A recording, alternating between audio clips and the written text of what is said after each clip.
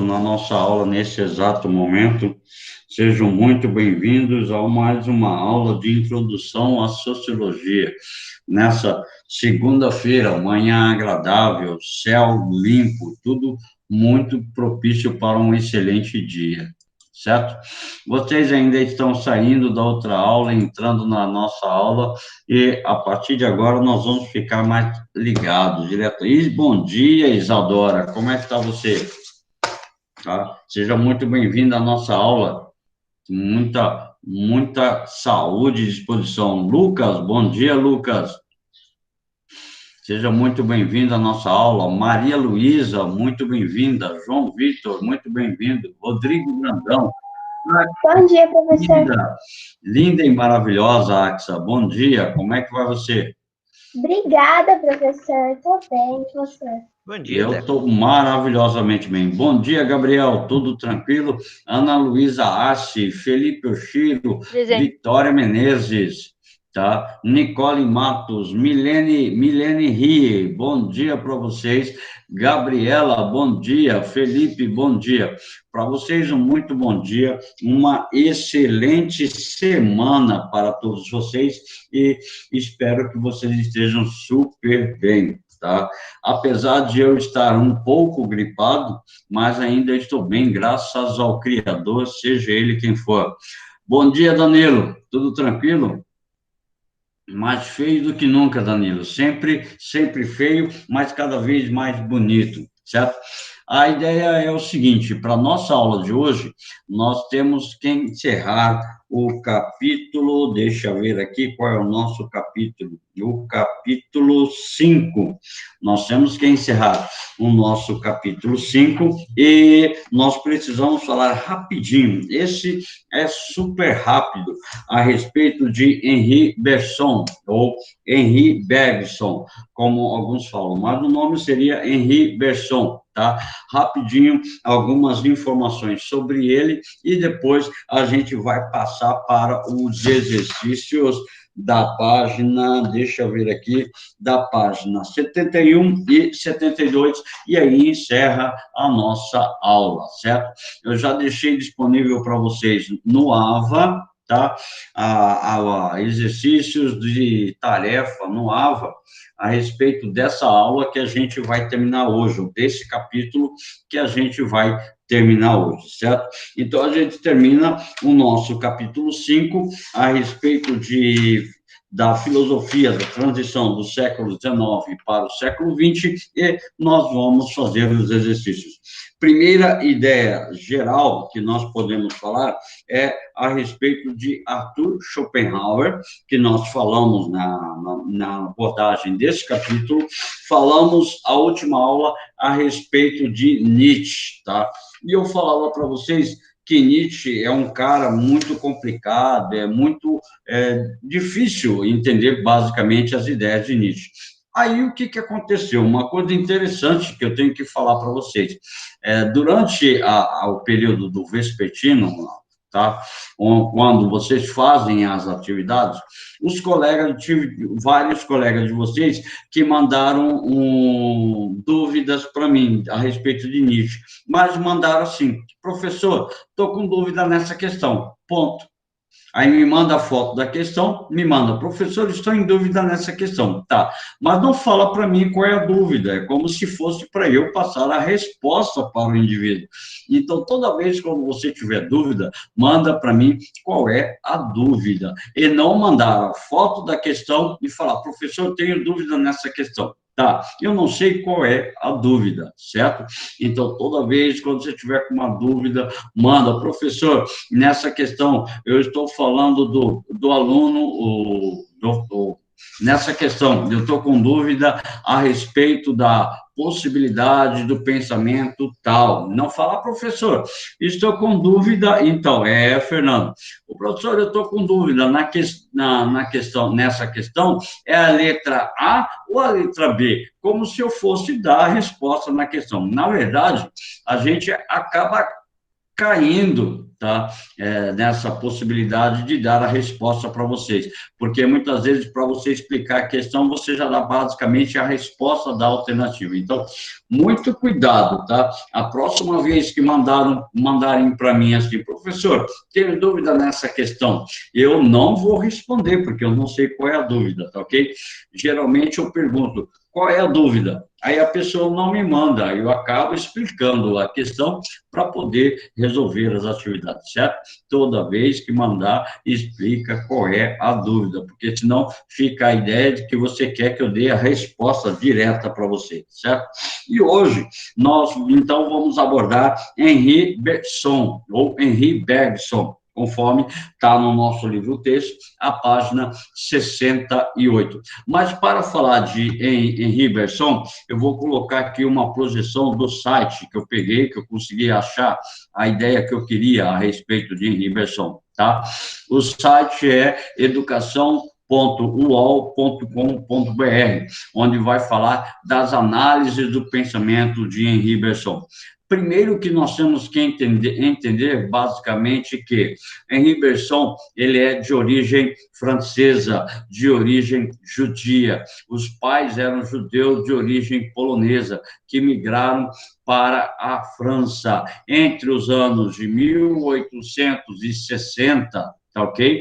Até 1941, nós temos a vida de Henri Bergson. Então, ele vai ser basicamente, tá, o filósofo da transição do século XIX para o século XX, porque ele vive praticamente metade do século XIX e uma outra quase metade, os 4 primeiros séculos do século XX, ou 4 primeiras décadas do século XX. Então, a ideia fundamental é que ele pega as transições que ocorrem dentro do século XIX, a partir de 1860, a partir de 1870. E, em história geral, me desculpem, vocês sabem que eu gosto de fazer abordagens com outras disciplinas, principalmente história, porque eu sou formado, sou licenciado também em história. Então, ele vai pegar o século XIX recheado de transformações, como a Revolução, unificação alemã e a unificação italiana. E, ao mesmo tempo, ele pega o processo dos chamados imperialismos.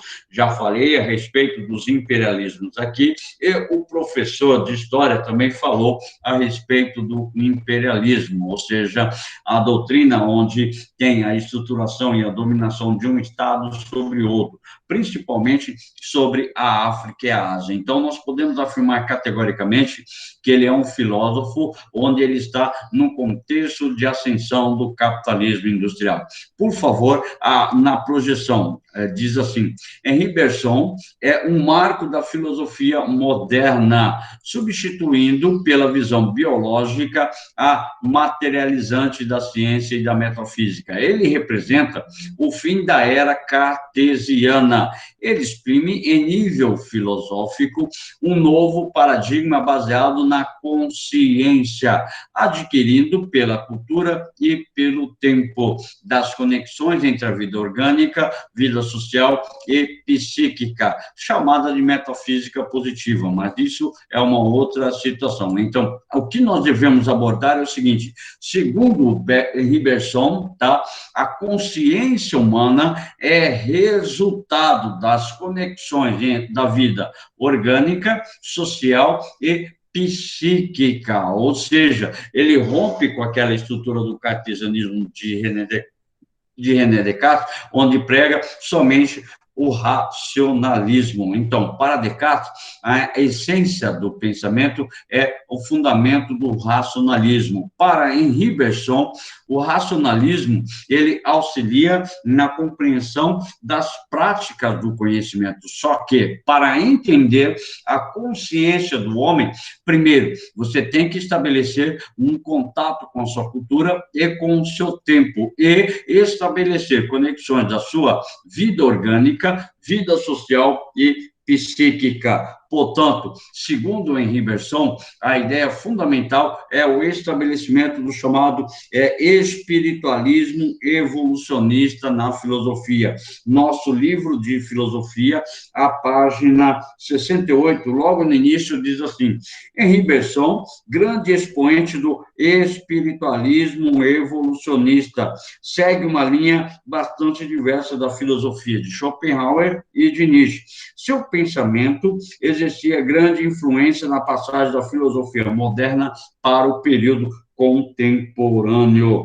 Dos principais argumentos de sua filosofia é a questão da consciência de vida, como nós acabamos de falar. Segundo Henri Bergson, a consciência ela é formada pelo elemento cultural dentro do seu tempo. Aquilo que a gente já falava em outras ideias, falando a respeito de que, por exemplo, você é aluno do colégio referencial do ano 2020, tá? Campo Grande, Mato Grosso do Sul. Então, esse é o contexto de formulação da sua consciência, de formação da sua consciência. Então, você vai formar uma consciência diretamente ligada ao contexto de vinculação da sua cultura, ou seja, você tem influência dos elementos de Campo Grande e Mato Grosso do Sul, e tudo isso influencia diretamente a sua formação e o conhecimento daquilo que você tem. Aí, o segundo parágrafo de Henri Bergson, do nosso texto, diz assim: um dos principais argumentos de sua filosofia é a questão da consciência, ou vida, que, por sua energia criadora e sua constante atividade, não pode ser reduzida à matéria. Com isso, Henri Bergson efetua a crítica consistente ao positivismo, traduzindo a ideia fundamental. Então, para Henri Bergson, consciência nada mais é do que o estabelecimento da sua vida enquanto tal, o indivíduo enquanto tal. E lá embaixo diz assim: a ideia de duração com o tempo percebido pela consciência, ou seja, você percebe toda a duração da sua relação, da sua estrutura de vida, mediante a formação do seu tempo. Portanto, você é adolescente, você vai estabelecer a consciência de um adolescente do século XXI. Você é um adulto, você é um velho, você é uma criança, você estabelece este contato. Então, na nossa projeção diz assim: Bergson tem uma visão nova da dialética e da própria existência. Então, a partir de Henri Bergson, vem o conceito de instinto e inteligência, dois conceitos fundamentais para entender o nosso Henri Bergson. E para poder entender o Henri Bergson, nós temos assim: pega, por favor, uma caneta, um lápis, um marca-texto e vai lá na página 69, onde diz assim: o instinto, primeiro, segundo, terceiro parágrafo. Grifa todo esse terceiro e todo esse quarto parágrafo. E o quinto também, tá? Que o quinto vai falar da inteligência. Então, assim, para Henri Bergson, é importante você desenvolver o processo da sua consciência. Só que para desenvolver essa sua consciência, você estabelece o seu instinto e a sua inteligência. Traduzindo, o instinto está ligado aos órgãos naturais, já a inteligência é a capacidade de criar relações, ideias e conceitos. Portanto, nós podemos afirmar categoricamente que, a partir de Henri Bergson, todos nós somos inteligentes. Tá? Ah, professor, mas fulano é mais inteligente do que eu. Isso não ocorre. Então, dentro dessa ideia do pensamento de Henri Bergson, existem potencialidades, onde todos podem desenvolver essa potencialidade. O fato de você afirmar: a AXA é mais inteligente do que eu, não, ela pode possuir algumas habilidades a mais, só que a inteligência é um elemento fundamental para você formular as suas condições. Então, o próprio texto diz: a inteligência é capaz de criar relações, ideias e conceitos. Portanto, existem pessoas que têm mais habilidade em formular essas ideias, mais habilidade em formular essas relações. Tem gente que não consegue, ou por preguiça, tá? Ou por propriamente inabilidade do pensamento, ele não consegue formular essas relações. Aí o texto ainda diz, Prof, pois não. sobre essa questão da inteligência de Henry Bergson, eu estava olhando, aí eu caí aleatoriamente em uma página que falava dos tipos de inteligência, que seria que cada pessoa tem uma forma diferente de obter aquele conhecimento. Por exemplo, para algumas é lendo, para outras é, às vezes, vendo alguma coisa, experimentando. Aí eu queria saber se isso tinha alguma relação com o estudo que ele começou aqui. Ô, minha querida, aí tem a base do nascimento da psicologia, tá ok? Final do século XIX, nós temos o surgimento da psicologia. Então, essas ideias de Henri Bergson vai categoricamente a respeito dessas habilidades. Então, essas habilidades seriam os tipos de inteligência, o tipo de habilidades que ele desenvolve vai determinar o tipo de inteligência que ele vai desenvolver. Tem gente que tem mais habilidade para matemática, tem gente que tem mais habilidade para física, para química, para biologia, filosofia, e assim segue. Então, esse é um contexto criado dentro do século XIX com o nome de habilidades, porque todos os indivíduos seriam inteligentes, não importa qual é a dimensão. Na psicologia, ou em alguns livros, eles falam hoje dos tipos de inteligência. É correto afirmar categoricamente que existem diferentes tipos de inteligência, mas, então, todos os indivíduos seriam inteligentes, porque teriam essa capacidade de fazer a relação. Essa sua abordagem é uma questão, assim, da contemporaneidade, mais para os nossos dias, de tentar classificar os tipos de inteligências, como, por exemplo, quando você faz o teste de QI, existem vários tipos de teste de QI, não existe um teste que é padronizado, então, cada teste vai medir uma análise, uma abordagem e uma habilidade, tá ok? Então, o primeiro a se preocupar com isso foi Henri Bergson. Depois vem outros teóricos chamados psicólogos do século XIX e do início do século XX e começam a abordar justamente essa sua área que você colocou para a gente. Pegou a ideia? Entendi. Então ele falava Entende? mais da habilidade. Tipo, Sim, hoje falam de habilidades e competências. Se você desenvolve determinada habilidade, determinada competência em uma área, nós podemos falar que a sua inteligência está voltada mais para a área tal. Eu, por exemplo, quando eu fiz o teste, vários testes de QI, tá? De inteligência, daquelas também chamadas de, como é que fala, orientação profissional e tudo mais, deu uma abordagem, deu uma habilidade para a área das exatas, física, mecânica e engenharia. Só que eu optei por fazer a área das ciências humanas. Olha a diferença. Então, eu tenho habilidades para as áreas de exatas, mas eu preferi a área de ciências humanas. Então, isso pode ocorrer também entre os indivíduos, como, por exemplo, eu tenho vários ex-alunos que entraram na faculdade de Direito. Quando chegaram na faculdade de Direito, perceberam que tinham habilidades para outra área, exceto a área do Direito, e acabaram mudando de curso. Isso pode acontecer, isso é constante. Como, por exemplo, o aluno fala, eu sou burrinho em matemática, eu não sei matemática, mas muitas vezes ele é excelente, por exemplo, em biologia, ele é excelente em língua portuguesa e tudo mais. Então, é essa abordagem primordial. Então, a inteligência é a capacidade de você criar essas relações, ok? E a inteligência, então, ela não pode ser medida em níveis, e sim em habilidades, tá ok? Aí o texto é assim, o instinto, ele é inconsciente, enquanto a inteligência é consciente.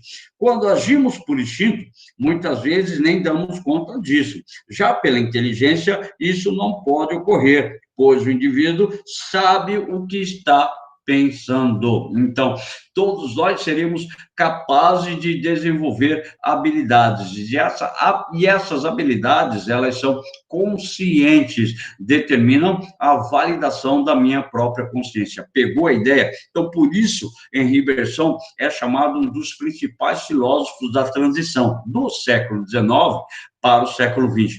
Portanto, eu posso afirmar categoricamente que inteligência se aprende, tá? Como você aprende? A partir da mera repetição. Na matemática, é uma mera repetição. Você passa a repetir, e acaba assimilando conscientemente as suas ações. Então, pode prestar atenção como vocês estudam a matemática.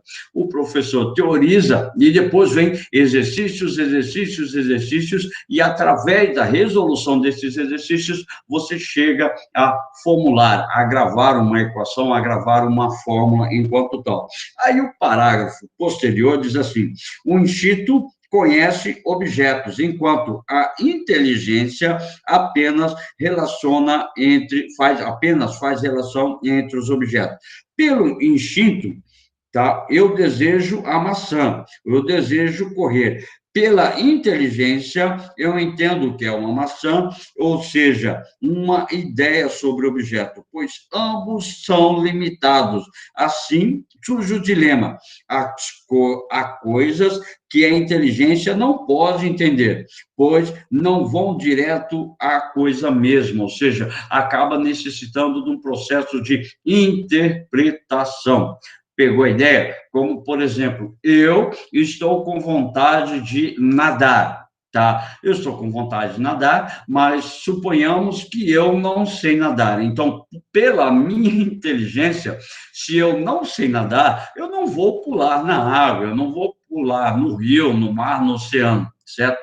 É claro, eu, professor Ronei Luque, eu sei nadar. Então, pela minha inteligência, eu sei, eu tenho consciência de que eu sei nadar, então eu posso nadar. Se eu tenho a consciência que eu não sei jogar vôlei, eu não vou entrar dentro de uma quadra de vôlei para jogar vôlei. Pegou a ideia? Então, a inteligência, você estabelece a relação do ser enquanto tal. Pegou? Aí, só para a gente terminar a ideia de Bergson, diz assim: contudo, a inteligência nunca está completamente separada do instinto.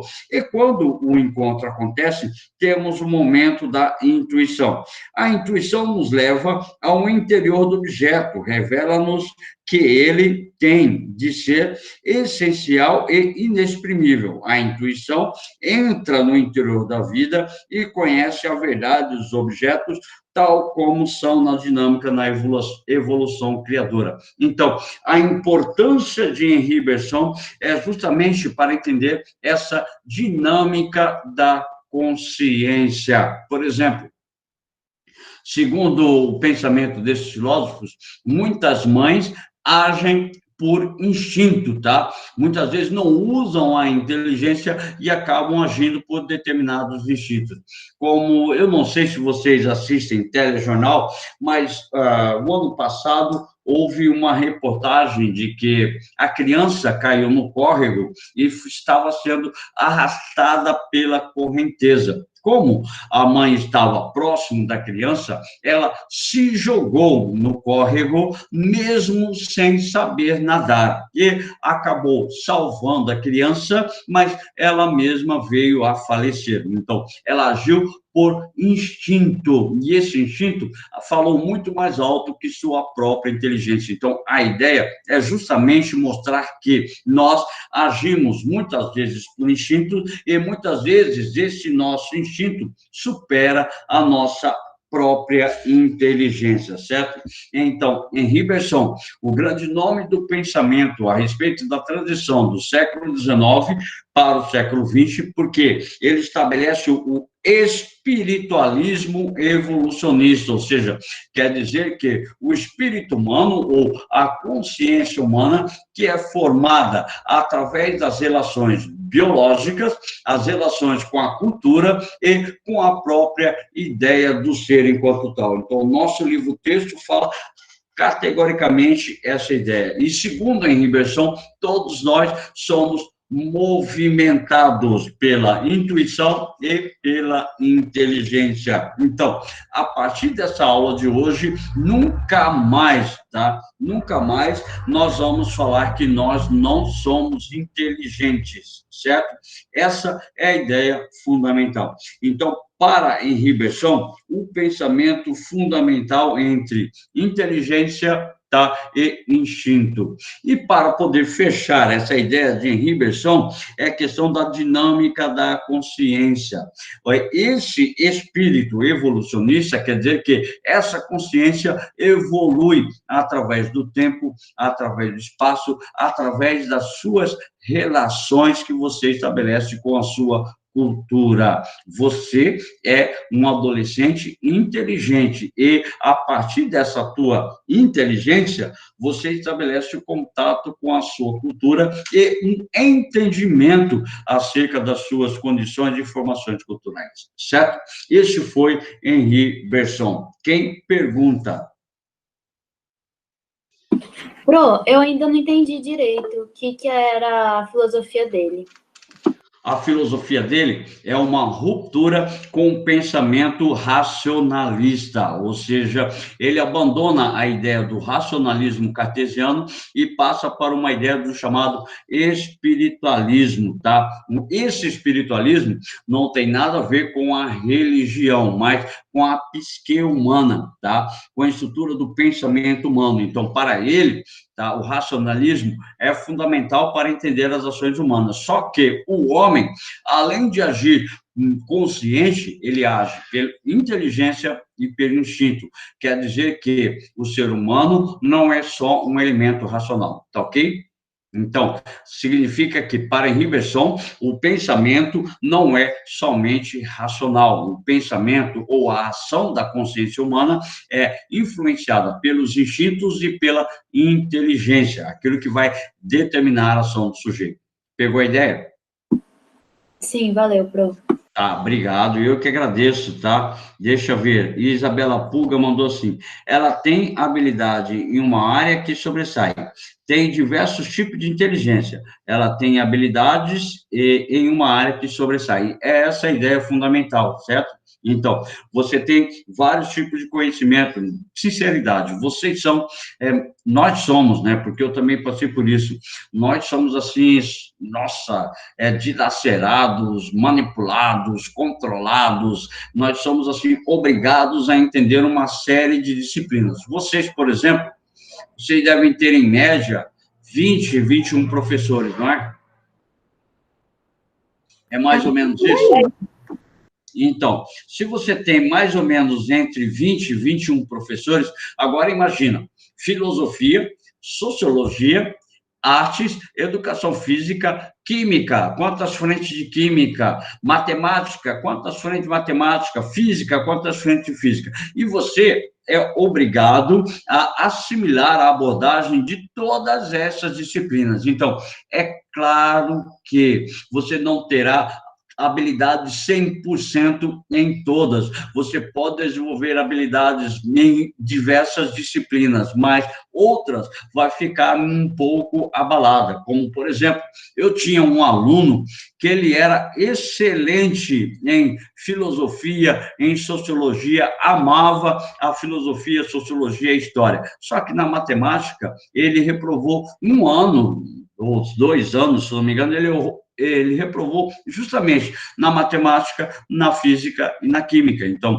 dentro desse emaranhado de disciplinas, dentro desse emaranhado de coisas, você acaba assimilando habilidades em determinadas áreas específicas, certo?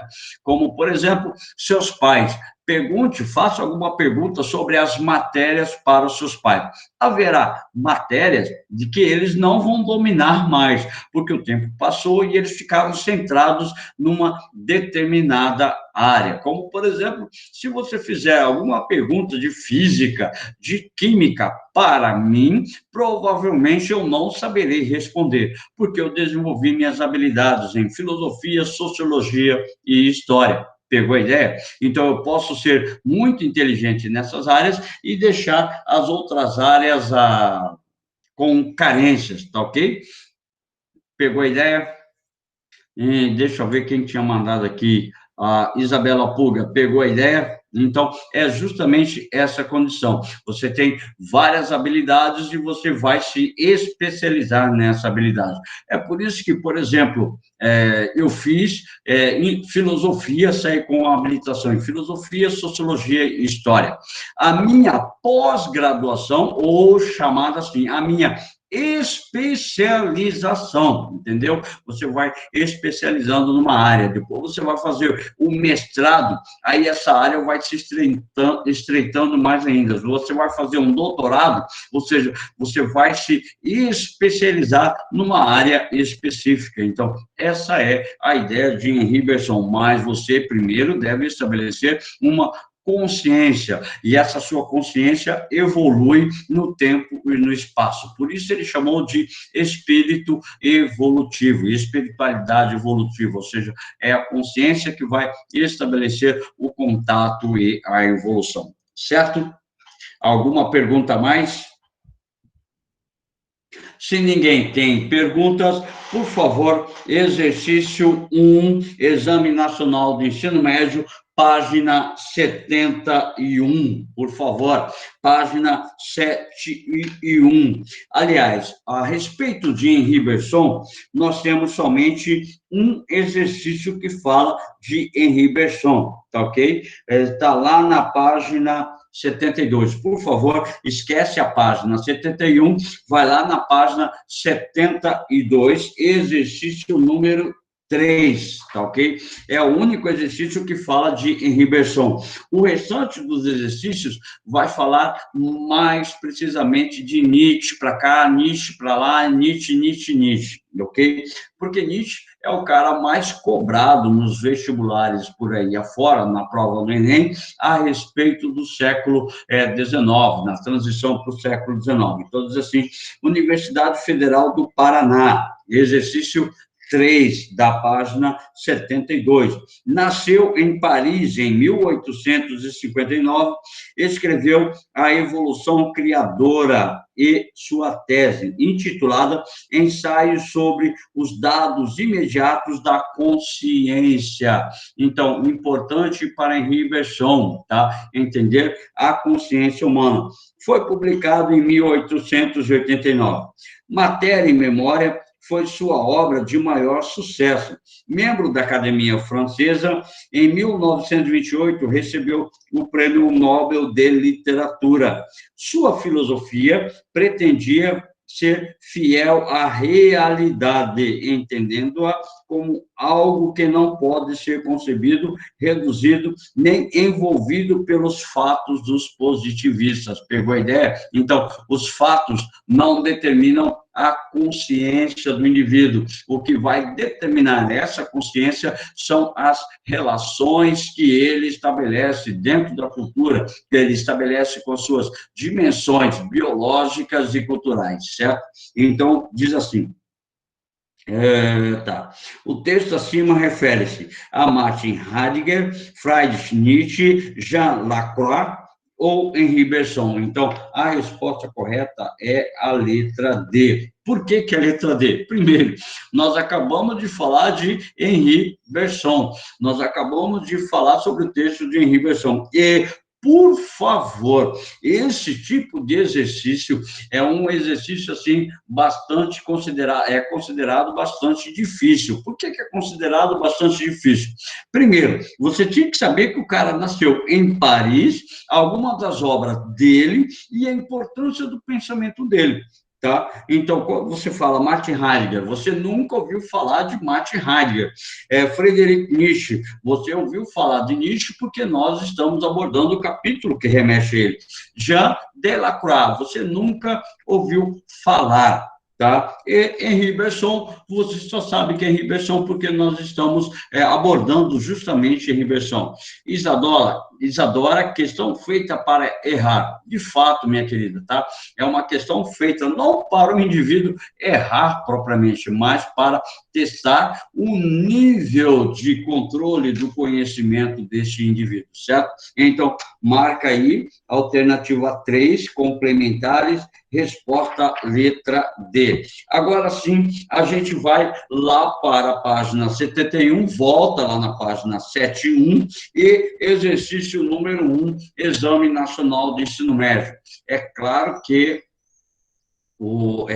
que os exercícios vão rever a respeito do pensamento de Nietzsche, a respeito de Schopenhauer. Então, diz assim, para você ver, tá? A prova nacional do exame do ensino médio. Sentimos que toda a satisfação dos nossos desejos, advinda do mundo, assemelha-se à esmola que mantém hoje o mendigo vivo, tá? Porém, prolonga amanhã a sua fome.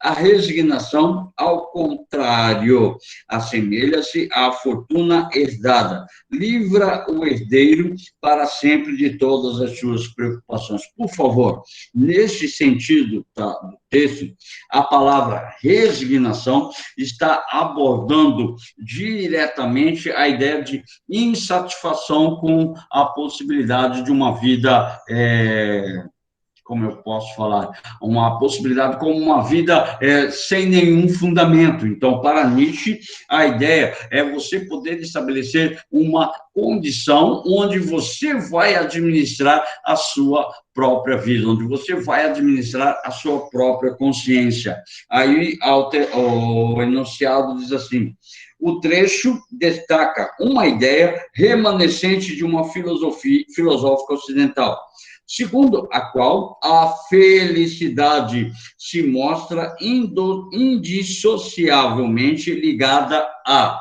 letra A, consagração dos relamentos afetivos, letra B, administração da independência interior, letra C, fugacidade do conhecimento empírico, letra D, liberdade de expressão religiosa, ou letra E, tá? Busca dos prazeres efêmeros. Por ser o texto de Arthur de Schopenhauer, então significa que o Isabela Puga mandou a resposta para a gente. Isabela Puga, correta. A resposta adequada é a letra B. Então, para Schopenhauer, eu tenho que estabelecer uma administração da minha independência interior, porque a partir dali nós temos um elemento que nós chamamos de vontade. A partir dessa independência interior, você estabelece o contato com as suas condições enquanto ser humano. Então, joga A, joga C, joga D e joga B, letra E, e marca a letra B. B de professor bonito. Pode marcar aí. Letra B de professor bonito. Tá? Exercício 1, letra B. Exercício 2, também do Exame Nacional de Ensino Médio, também do Enem, também do ano de 2016. Aí diz assim, é o texto de Nietzsche. Tá? Vi os homens sumirem-se numa grande tristeza. Os melhores cansaram-se de suas obras. Proclamou-se uma doutrina e com ela circulou uma crença. Tudo é oco, tudo é igual, tudo passou. O nosso trabalho foi inútil. O nosso vinho tornou-se veneno. O mal-olhado amareleceu-se nos campos e os corações. Secamos de todo esse caísse o fogo em cima de nós, as nossas cinzas voariam em pó. Sim, cansamos o próprio fogo. Todas as fontes secaram para nós e o mar retirou-se. Todos os solos, sem querer abrir, o abismo não nos querem tragar. por favor, isso é importante nós salientarmos a respeito de Nietzsche. A semana passada eu coloquei um exercício semelhante, tá? De tarefa, e me mandaram realmente uma pergunta a respeito sobre essa questão. Falei, professor, tem uma dúvida nessa questão, como eu já havia falado para vocês. Então, a ideia é, fundamentalmente, estabelecer uma crítica aos elementos da cultura. Segundo Nietzsche, a cultura, houve um processo de decadência. Por que houve um processo de decadência? Porque, segundo Nietzsche, tomaram-se novos valores a respeito do elemento da cultura, ou seja, a cultura se transmutou, ela se transvalorizou em outros elementos de caráter fundamental, ou seja, há uma decadência da cultura. Portanto, a única alternativa que fala a respeito disso é a letra D, destaca a decadência da cultura. Então, para Nietzsche, houve um processo de decadência dos elementos culturais, porque a cultura ela passa a ser modificada pelas mudanças que ocorrem dentro do tempo e o espaço. A minha cultura de adolescente é diferente da cultura de vocês. Graças a Deus, pelo menos a minha cultura de adolescente, nós tínhamos alguns fenômenos que são de caráter assim de interessante para a nossa época, que já não são interessantes para a época de vocês. Então, resposta, exercício número 2, letra D, de professor docinho, de professor decente. Então, marca aí a letra... Não, certo? Exercício 3, de novo, Exame Nacional do Ensino Médio, só que agora 2015, para você ver a importância desses exercícios como caem na prova do Exame Nacional do Ensino Médio. A filosofia grega começa com uma ideia absurda, com a proposição: a água é a origem e a matriz de todas as coisas. Será mesmo necessário deter-nos nela e levá-la a sério? Só para poder lembrar, eu creio que alguém nessa turma deve lembrar. Quem foi o cara pré-socrático que falou que a água é a origem de todas as coisas? Ele é pré-socrático, bem antes de Sócrates. Alguém lembra? Quem foi o filósofo grego do período pré-socrático que afirmou que tudo é a água? Obrigado, Rafaela.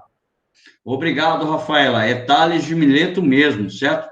Então, Tales de Mileto afirma que tudo é água. E, a partir desse momento, passou a estabelecer uma ideia, uma análise, uma resposta racional para todas as coisas. Então, foi a necessidade de estabelecer racionalmente uma explicação para o origem de todas as coisas. Ele diz assim, sim, e por 3 razões. Em primeiro lugar, porque essa proposição enuncia algo sobre a origem das coisas, ok? Em segundo lugar, porque faz sem imagem e fabulação, ou seja, faz racionalmente. E, enfim, em terceiro lugar, porque nela, embora em estado de crisálida, está contido o pensamento tudo é um.